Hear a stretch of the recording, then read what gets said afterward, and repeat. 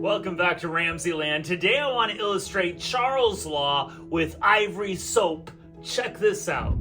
So if you remember, Charles' law is all about the volume of gas and its temperature. So in a closed system, if the pressure is constant, the volume of a gas is directly proportional to its temperature. So in other words, if you heat up gas molecules, they get excited and they spread out, and that thermal expansion causes their volume to increase. So what do you think will happen to a bar of Ivory soap that we know has little pockets of air inside? What will happen if we expose this to the alternating electromagnetic waves in a microwave?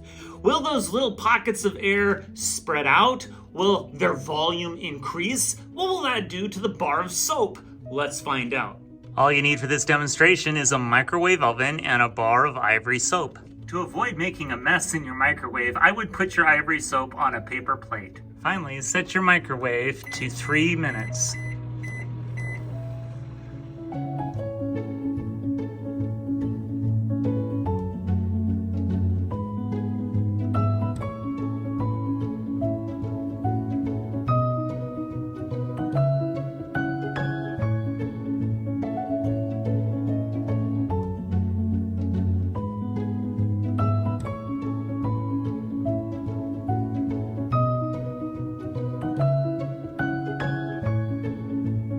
Check it out.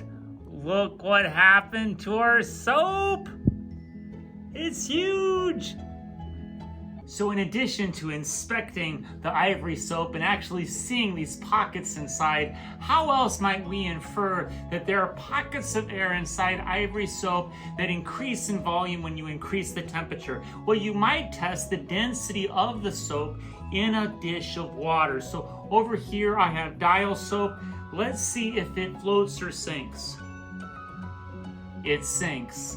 Now we have a bar of Ivory. Let's see if the density of Ivory soap is less than dial, and might we infer that there are pockets of air that cause it to be positively buoyant instead. After a moment or two, you'll start to see the Ivory soap float.